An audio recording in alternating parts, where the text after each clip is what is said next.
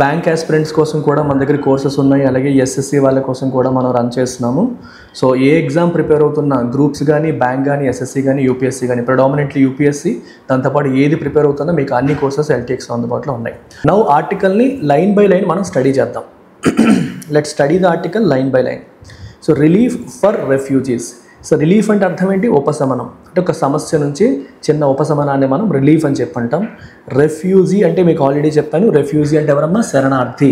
ఒక ప్రాంతంలో problem face చేస్తూ వేరే ప్రాంతానికి వెళ్ళి తలదాచుకునే వాళ్ళని రెఫ్యూజీస్, శరణార్థులు అంటాం.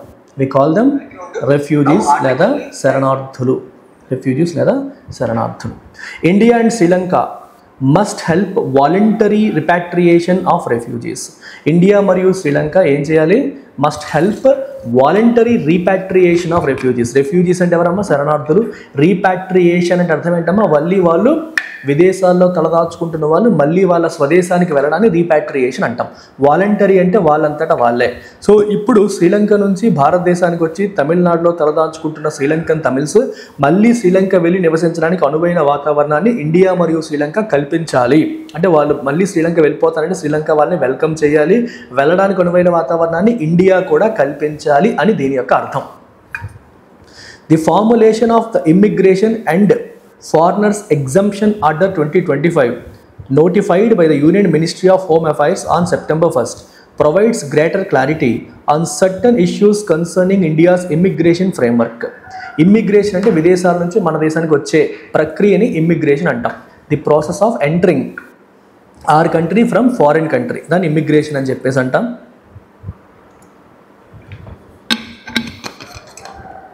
అలాగే మన దేశం నుంచి వేరే దేశానికి వెళ్ళిపోవడాన్ని ఎమిగ్రేషన్ అని చెప్పంటాం. ఈఎంఐ ఇమిగ్రేషన్ అంటే మన దేశానికి రావడం విదేశాల నుంచి. ఎమిగ్రేషన్ అంటే ఇక్కడ నుంచి వేరే దేశానికి వెళ్ళడం. అయితే ఇప్పుడు formulation of immigration and foreigners exemption order 2025 ఇది union ministry of home affairs September 1st notify చేసింది. సో ఇది ఏం చేస్తుంది? ఇట్ ప్రొవైడ్స్ గ్రేటర్ క్లారిటీని ప్రొవైడ్ చేస్తుంది. ఏ విషయంలో? On certain issues. ఎవరికి సంబంధించినవి? Concerning India's immigration framework. India యొక్క ఇమ్మిగ్రేషన్ ఫ్రేమ్వర్క్కి సంబంధించి కొన్ని ఇబ్బందికరమైన అంశాలు ఉన్నాయి. ఆ ఇబ్బందికరమైన అంశాలపైన ఇది గ్రేటర్ క్లారిటీ అందిస్తోంది. ఏంటి ఈ పర్టికులర్ ఆర్డర్? ఆ ఇష్యూస్ ఏంటి, ఆ క్లారిటీ ఏంటి అనేది మనం ఎడిటోరియల్లో చూడాలి. మనం చూస్తున్న వాళ్ళు ఒక్కసారి లైక్ చేయండి అమ్మా. నచ్చితే, ఎక్స్ప్లెనేషన్ నచ్చితే hit the like button and share it on your WhatsApp status. It exams a set of people from the requirement of a valid passport or other valid travel document and valid visa to enter, stay and exit the country. ఇది core aspect of this order. So ఈ particular order ఏం చేస్తుంది? It exams అంటే మినహాయింపు ఇస్తుంది. మినహాయింపు అంటే ఒక రూల్ నుంచి, ఒక రెగ్యులేషన్ నుంచి, ఒక లా నుంచి మనకి ఇచ్చే రిలీఫ్ని మనం మినహాయింపు అంటాం. అంటే ప్రతి ఒక్క స్టూడెంట్ 9 o'clock రావాలి అని రూల్ పెట్టాం, కానీ ఒక్క స్టూడెంట్కి ఇంట్లో ప్రాబ్లమ్స్ వల్ల 10 o'clock రావడానికి మనం అలౌ చేసాం. So we have given him exemption, మినహాయింపు ఇచ్చాం ఆ రూల్ నుంచి. అలా మనం అర్థం చేసుకోవాలి ఈ ఎగ్జంప్షన్ అనే పదాన్ని. It exempts a set of people, ఒక గ్రూప్ ఆఫ్ పీపుల్కి from the requirement of a valid passport. జనరల్గా ఒక కంట్రీ ఎంటర్ అవ్వాలంటే passport and valid travel documents like visa అనేవి అవసరం. కానీ అవి లేకుండానే భారతదేశంలో ఎంటర్ అవ్వడానికి, ఉండడానికి, ఎగ్జిట్ అవ్వడానికి కూడా ఏ సెట్ ఆఫ్ పీపుల్కి ఇది ఎగ్జంప్షన్ కల్పిస్తుంది ఈ particular immigration rule. Apart from specified sets of Indian citizens, ఇండియాలో ఉన్న కొంతమంది స్పెసిఫైడ్ సెట్ ఆఫ్ పీపుల్తో పాటు, అంటే ఇండియన్ సిటిజన్షిప్ ఉన్న కొంతమందితో పాటు it covers nationals of Nepal and Bhutan. Nepal మరియు Bhutan nationals, Tibetan refugees, Tibet నుంచి భారతదేశానికి అక్కడ చైనా వల్ల ప్రాబ్లం ఫేస్ చేస్తూ అక్కడ నుంచి పారిపోయి భారతదేశంలో తలదాచుకుంటున్న టిబెటన్ రిఫ్యూజీస్, మరియు 6 religious minorities from Afghanistan, Bangladesh and Pakistan and Sri Lankan Tamils. Okay, 6 religious minorities, Afghanistan, Bangladesh, Pakistan మరియు శ్రీలంకన్ తమిళ్స్కి కూడా ఇందులో ఎగ్జంప్షన్ అనేది ఇవ్వడం జరిగింది. వాళ్ళందరూ కూడా ఈ కేటగిరీ కిందకి వచ్చారు. A significant aspect is the reference to the Sri Lankan Tamil refugees with many living in Tamil Nadu since 1990. So significant aspect ఏంటంటే is the reference to the Sri Lankan Tamil refugees. ఎందుకని వీళ్ళు లోకల్ ఇద్దరు కాదు, లక్షల మంది, మనకి 1,00,000 పైగా శ్రీలంకన్ తమిళ్ రెఫ్యూజీస్ భారతదేశంలో తమిళనాడులో 1990 నుంచి నివసిస్తున్నారు. సో వాళ్ళని రెఫర్ చేస్తూ కూడా దీంట్లో మెన్షన్ చేయడం అనేది జరిగింది. The order protects them from forcible repatriation to Sri Lanka. The stipulations being that they should have taken shelter in India in the country as on January 9, 2015 and registered themselves. So ఇక్కడ main point ఏంటంటే మీకు ప్రిలిమ్స్లో అడగడానికి అవకాశం ఉన్న point. So ఈ order ఏం చేస్తుంది, it protects them from forcible repatriation. Forcible రీపాట్రియేషన్కి మీకు బెస్ట్ ఎగ్జాంపుల్ చెప్తాను. రీసెంట్గా డొనాల్డ్ ట్రంప్ అమెరికన్ ప్రెసిడెంట్ అయిన తర్వాత విదేశీయులు అంటే ఇండియన్స్ కావచ్చు, వేరే వేరే కంట్రీస్కి చెందిన చాలామంది ఇల్లీగల్గా ఎవరైతే యుఎస్లో ఉంటున్నారో, ఇల్లీగల్గా ఉండడం అంటే వీసా ఎక్స్పైర్ అయిపోయిన తర్వాత కూడా ఉండడం, లేదా వీసా లేకుండా ఎంటర్ అయిపోవడం, అట్లా ఇల్లీగల్గా యుఎస్లో నివసిస్తున్న చాలామందిని ఐడెంటిఫై చేసి బలవంతంగా మిలిటరీ ఫ్లైట్స్ ఎక్కించి ఆయా దేశాల్లో విడిచిపెట్టడం అనేది జరిగింది. దీన్ని ఫోర్సిబుల్ రీపాట్రియేషన్ అంటాం. అంటే బలవంతంగా వాళ్ళని వాళ్ళ స్వదేశాలకి పంపించడం, ఇది ఫోర్సిబుల్ అనమాట. అయితే ఈ ఆర్డర్ ఏముంటుంది, ఫోర్సిబుల్ రీపాట్రియేషన్ చేయకుండా ప్రొటెక్ట్ చేస్తుంది, అంటే బలవంతంగా వాళ్ళని వాళ్ళ దేశాలకి పంపించడాన్ని ఆపుతుంది. ద స్టిపులేషన్ అయితే దానికి రూల్ ఏంటి, దానికి ఒక స్టిపులేషన్ ఉంది, ఒక కండిషన్ ఉంది. స్టిపులేషన్ అంటే రూల్ ఆర్ కండిషన్. ఏంటి ఆ condition, being that the stipulations being that they should have taken shelter in the country. వాళ్ళు ఇండియాలో January 9, 2015 కంటే ముందు ఇండియాకి వచ్చి ఇండియాలో షెల్టర్ తీసుకొని ఉండాలి. అంటే January 9, 2015 కంటే ముందే భారతదేశానికి వచ్చి ఇక్కడ నివసిస్తూ ఉండాలి. అండ్ రిజిస్టర్డ్ దెమ్సెల్వ్స్, ఇండియన్ అథారిటీస్తో వాళ్ళు రిజిస్ట్రేషన్ కూడా చేసి ఉండాలి. అంటే రెఫ్యూజీస్గా రిజిస్ట్రేషన్ చేయాలి. రిజిస్ట్రేషన్ లేకుండా, వీసా లేకుండా, పాస్పోర్ట్ లేకుండా ఉంటే వాళ్ళకి ఇది వర్తించదు. In the last 30 odd years, neither the union government nor the Tamil Nadu government had drawn up any unilateral plan to send them back. గడిచిన 30 సంవత్సరాలలో నెయిదర్ ద యూనియన్ గవర్నమెంట్ కానీ నార్ ద తమిళనాడు గవర్నమెంట్ కానీ had drawn up any unilateral plan to send dum back. Unilateral అంటే అర్థం ఏకపక్షంగా, అంటే ఎవరి opinions తీసుకోకుండా వాళ్ళంతటా వాళ్ళే ఏకపక్షంగా తీసుకుంటే దాన్ని యూనిలేటరల్ డెసిషన్ అంటాం. సో యూనిలేటరల్గా ఎవరితో మాట్లాడకుండా వాళ్ళు ఎటువంటి ప్లాను చేయలేదు. అంటే బలవంతంగా వాళ్ళని పంపించేద్దామని చెప్పి తమిళనాడు ప్లాన్ చేయలేదు, అలాగే యూనియన్ గవర్నమెంట్ కూడా ప్లాన్ చేయలేదు. అది చాలా మంచి విషయం, humanitarian approach. In fact after the end of the civil war in Sri Lanka in 2009, 2009 శ్రీలంకలో సివిల్ వార్ ఎండ్ అయిన తర్వాత both the governments have been doing their bit to ensure their welfare. రెండు గవర్నమెంట్స్ కూడా వాళ్ళ వెల్ఫేర్ని ఎన్ష్యూర్ చేయడానికి వాళ్ళు చేయాల్సినంత చేస్తూనే ఉన్నారు. Yet అయినప్పటికీ Sri Lankan తమిళస్ were not included when the union government amended the Citizenship Act 6 years ago to provide citizenship to the 6 non-Muslim groups from 3 Muslim majority countries. 3 Muslim majority countries అయిన బంగ్లాదేశ్, ఆఫ్ఘనిస్తాన్, పాకిస్తాన్ నుంచి 6 నాన్-ముస్లిం minority groups ఏవైతే ఉన్నాయో వాళ్ళకి citizenship provide చేసినప్పుడు citizenship amendment act తీసుకొచ్చి ఈ religious minorities from Pakistan, Bangladesh, ఆఫ్ఘనిస్తాన్కి citizenship provide చేసినప్పుడు శ్రీలంకన్ తమిళస్ని మన వాళ్ళు ఇంక్లూడ్ చేయలేదు. సో ఆ 3 కంట్రీస్లో ఉన్న రిలీజియస్ మైనారిటీస్ పైన అంటే ముస్లిం మెజారిటీ కంట్రీస్లో ఉన్న రిలీజియస్ మైనారిటీస్ పైన మాత్రమే ఫోకస్ చేశారు అనేది ఇక్కడ చెప్తున్నారు. Thus the order gives Tamil refugees some relief. So అప్పుడు వాళ్ళకి సిటిజన్షిప్ అమెండ్మెంట్ యాక్ట్లో వాళ్ళు ఇంక్లూడ్ చేయలేదు కాబట్టి ఇప్పుడు ఈ ఆర్డర్ అనేది శ్రీలంకన్ తమిళ్ రెఫ్యూజీస్కి సమ్ రిలీఫ్ ఇస్తుంది అని మనం చెప్పొచ్చు, ఉపశమనాన్ని కల్పిస్తుంది. ఎందుకంటే వాళ్ళ దగ్గర పాస్పోర్టు, వీసా లేకపోయినా సరే వాళ్ళని ఇల్లీగల్ మైగ్రెంట్గా ఇప్పుడు మనం కేటగరైజ్ చేయం. ఎందుకంటే గవర్నమెంట్ ఇష్యూ చేసిన ఆర్డర్ చెప్తుంది వితౌట్ పాస్పోర్ట్, వితౌట్ వీసా కూడా వాళ్ళు భారతదేశంలో ఉండొచ్చు, వెళ్ళొచ్చు అని క్లియర్గా చెప్పారు. కాబట్టి ఇల్లీగల్ మైగ్రెంట్స్గా వాళ్ళకి పర్సిక్యూట్ చేయడానికి ఇండియాలో ఉండదు, వాళ్ళు లీగల్గా ఇండియాలో ఉండే అవకాశం అనేది దీని ద్వారా కలుగుతుంది. However there are certain unanswered questions. అయితే ఇందులో కొన్ని సమాధానం దొరకని ప్రశ్నలు ఇంకా ఉన్నాయి. ఏంటవి? It is not clear whether the refugees will be able to shake off their illegal migrants tag. అదే చెప్పాను మీకు ఇప్పుడు. వాళ్ళందరికీ కూడా విదేశాల నుంచి భారతదేశంలోకి వచ్చి తలదాచుకునే ప్రతి ఒక్కరికి కూడా ఇల్లీగల్ మైగ్రెంట్, వీళ్ళు ఇల్లీగల్గా విదేశాల నుంచి ఇక్కడికి వచ్చి తలదాచుకుంటారన్న ట్యాగ్ అనేది ఉంటుంది మనకి. ఈ ఇల్లీగల్ మైగ్రెంట్ అనగానే మీకు కొన్ని సినిమాలు గుర్తు రావాలి. మీరు సినిమాలు ఎక్కువగా చూస్తే అప్పట్లో రాజమౌళి మూవీ ఛత్రపతి. సో శ్రీలంక నుంచి మనకి ప్రవాసు వీళ్ళందరూ శ్రీలంక నుంచి భారతదేశానికి వచ్చేసిన వాళ్ళే ఇల్లీగల్ మైగ్రెంట్ ఒక రకంగా చెప్పాలంటే. రీసెంట్గా మీకు ఒక మూవీ వచ్చింది తమిళ్లో మూవీ పేరు మీరు చెప్పాలి. సిమ్రాన్ దాంట్లో ఉంటుంది, సిమ్రాన్ మెయిన్ క్యారెక్టర్ ప్లే చేసింది. సిమ్రాన్ సో ఆ తమిళ ఇల్లీగల్ మైగ్రెంట్స్ కాన్సెప్ట్ మీదే వచ్చింది, అది కూడా మీరు చెప్పొచ్చు. ఆ మూవీ పేరేంటో మీరు చెప్పండి. మూవీ నాలెడ్జ్ ఎంత ఉందో చెప్పండి నాకు. సబ్జెక్ట్ నాలెడ్జ్ పక్కన పెడితే మూవీ నాలెడ్జ్ ఎంత ఉందో నాకు చెప్పండి. Yeah, so illegal migrants tag వాళ్ళు షేక్ ఆఫ్ చేయగలుగుతారా లేదా మనం చెప్పలేము. ఎందుకు చెప్పలేమంటే లీగల్గా గవర్నమెంట్ వాళ్ళకి అవకాశాన్ని కల్పించినప్పటికీ చుట్టుపక్కల ఉన్న నేటివ్స్ లోకల్స్ వాళ్ళు ఇల్లీగల్ మైగ్రెంట్ అనే ట్యాగ్ వాళ్ళు అలా అనకుండా చూస్తారో లేదో మనకి తెలియదు. A hurdle in their applying for Indian citizenship by registration under section 5 of citizenship act 1955. Very good Shiva, tourist family of the Citizenship Act 1955 or by naturalization under section 6 of the act is that they are illegal migrants as per the law. చూడండి ఇక్కడ ఏం చెప్తున్నారమ్మా, ఏ hurdle అంటే అర్థం ఏంటి, ఒక అడ్డంకి. Hurdle అంటే అడ్డంకి. In their applying for Indian citizenship, వాళ్ళు ఇండియన్ సిటిజన్షిప్కి అప్లై చేయడానికి మేజర్ హర్డిల్ లేదా అబ్స్టకల్ అడ్డంకి ఏంటి అంటే ఎలా అప్లై చేసుకోవాలి. మనకి మీరు citizenship UPSC polity Laxmikanth polity మీరు ఓపెన్ చేస్తే సిటిజన్షిప్ మీద ఒక చాప్టర్ ఉంటుంది. అలాగే కాన్స్టిట్యూషన్లో సిటిజన్షిప్ అనేది మీకు కవర్ చేసి ఉంది. అందులో మీరు గమనిస్తే కాన్స్టిట్యూషన్లో ఇది మెన్షన్ చేయలేదు. సిటిజన్షిప్ యాక్ట్ 1955లో మీరు గమనిస్తే సెక్షన్ 5 ఏం చెప్తుందమ్మా, మనకి రిజిస్ట్రేషన్ ద్వారా ఇండియన్ సిటిజన్ అవ్వడానికి అవకాశాన్ని కల్పిస్తుంది.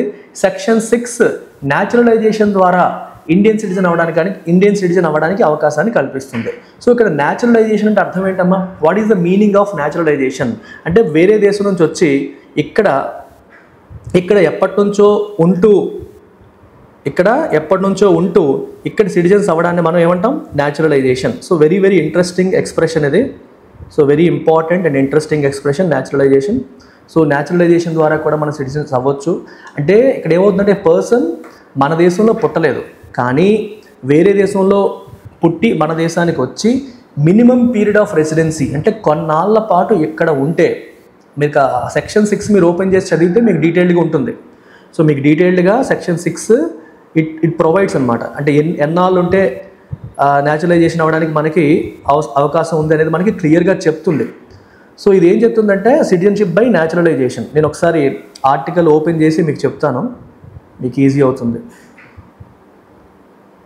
Section 6 of the citizenship act 1955.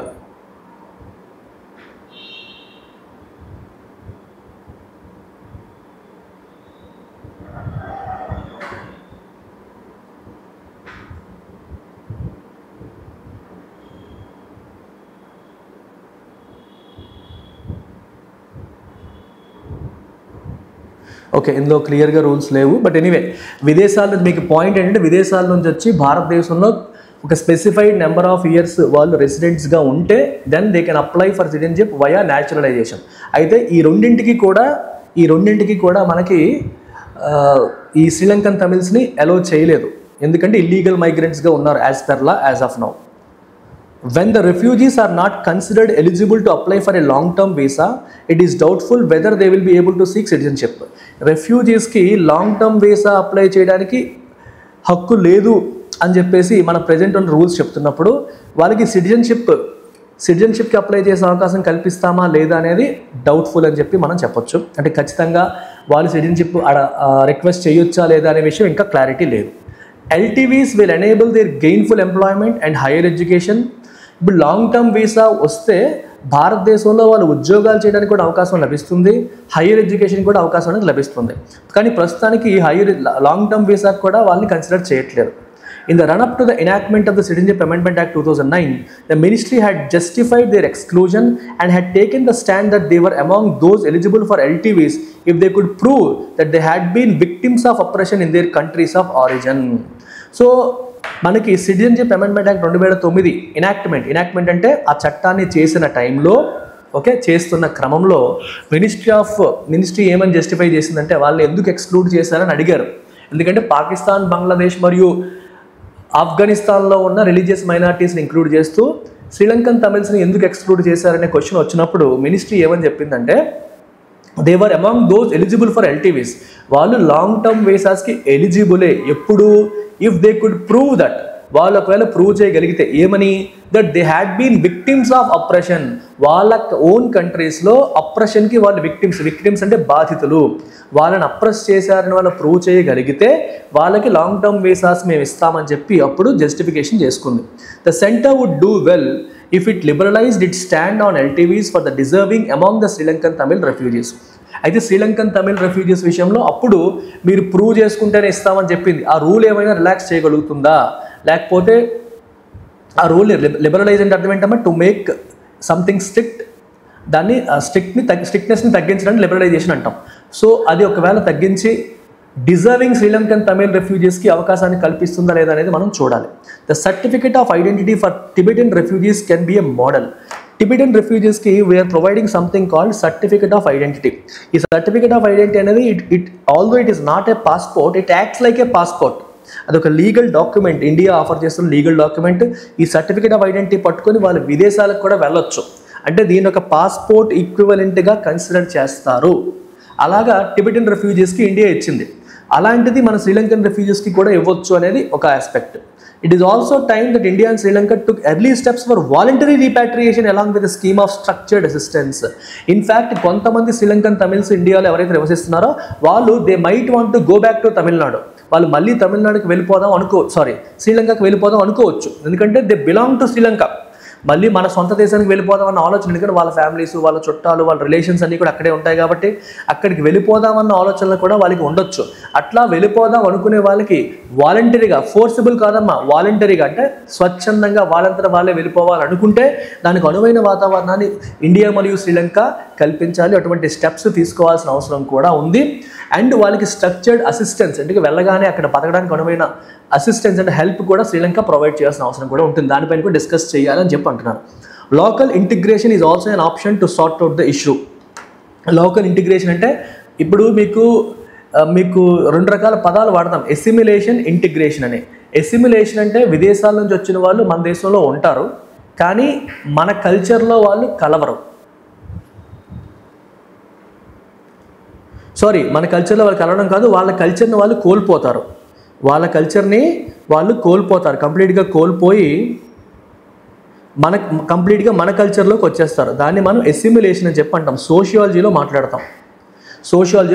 For example, ఒక మైనారిటీస్ అంటే తక్కువ మంది ఉన్నవాళ్ళు మెజారిటీ ఎక్కువ మంది ఉన్న వాళ్ళతో కలిసినప్పుడు ఈ మైనారిటీస్ వాళ్ళ యొక్క డిస్టింక్ట్ కల్చర్ని వదిలేసి మెజారిటీ కల్చర్లో కలిసిపోవడాన్ని ఎసిమిలేషన్ అంటాం. ఇంటిగ్రేషన్ అంటే అర్థం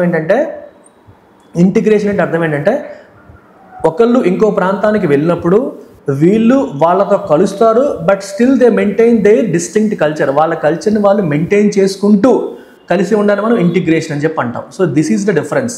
సో ఇంటిగ్రేషన్ అనేది మల్టీ కల్చరల్ ప్రాసెస్, ఎందుకంటే కల్చరల్ ప్రిజర్వేషన్ అనేది ఉంటుంది అక్కడ. నువ్వు వేరే వాళ్ళతో కలిసినప్పటికీ నీ కల్చర్ నువ్వు ప్రిజర్వ్ చేసుకుంటావు. ఎసిమిలేషన్లో యూ లూజ్ యువర్ కల్చర్. ఇక్కడ ఇంటిగ్రేషన్ అంటే వాళ్ళ కల్చర్ని వాళ్ళు ప్రిజర్వ్ చేసుకుంటూ మనలో కలపడానికి చేసే ప్రయత్నం. Fundamentally the stakeholders should adopt a humane approach. అల్టిమేట్గా ఫైనల్గా చెప్తుంది ఏంటంటే స్టేక్ హోల్డర్స్ అందరూ కూడా మానవత్వంతో కూడిన మానవీయమైన అప్రోచ్ తీసుకోవాలి. అంటే కొంచెం కోపంతో, రాక్షస భావంతో కాకుండా కొంచెం మానవతా దృక్పథంతో అప్రోచ్ తీసుకొని వాళ్ళని ఎయిదర్ వాళ్ళ దేశానికి స్వచ్ఛందంగా పంపించడానికి అవకాశాన్ని కల్పించాలి, లేదా ఇండియాలో ప్రశాంతంగా హ్యాపీగా రైట్స్తో డిగ్నిటీతో బతికే సందర్భాన్ని మనం కల్పించాలి. వొకాబులరీ ఇమ్మిగ్రేషన్ అంటే ఆల్రెడీ డిస్కస్ చేసిన. ఇమ్మిగ్రేషన్ అంటే అర్థం ఏంటంటే the act of entering and settling in a country other than once own. మన కంట్రీ కాకుండా వేరే కంట్రీలోకి ఎంటర్ అవ్వడం అండ్ మరియు సెటిల్ అవ్వడాన్ని మనం ఇమ్మిగ్రేషన్ అని చెప్పేసి అంటాం. అలాగే రెఫ్యూజీస్ అంటే అర్థం ఏంటి, people force to leave there country. War వల్ల కానీ, పర్సిక్యూషన్ వల్ల కానీ, డిజాస్టర్ వల్ల కానీ, ఏదైనా ప్రాబ్లమ్స్ వల్ల వాళ్ళ దేశాన్ని విడిచిపెట్టాల్సి వచ్చి వేరే దేశంలో తలదాచుకునే వాళ్ళు మనం రెఫ్యూజీస్ అని చెప్పి అంటాం. న్యాచురలైజేషన్ అంటే ఏంటి అంటే the legal process by which a non citizen becomes a citizen of a country. ఈ కంట్రీ యొక్క సిటిజన్ కానివాడు వేరే కంట్రీకి వెళ్ళి అక్కడ సిటిజన్ అయ్యే లీగల్ ప్రాసెస్ని మనం ఏమంటాం, న్యాచురలైజేషన్ అని చెప్పేసి అంటాం. We call it naturalisation. అంటే మన దేశానికి చెందనివాడు మన దేశానికి వచ్చి తలదాచుకుంటూ కొన్నాళ్ళకి ఇక్కడ సిటిజన్గా మారే ప్రక్రియ, లీగల్ ప్రాసెస్.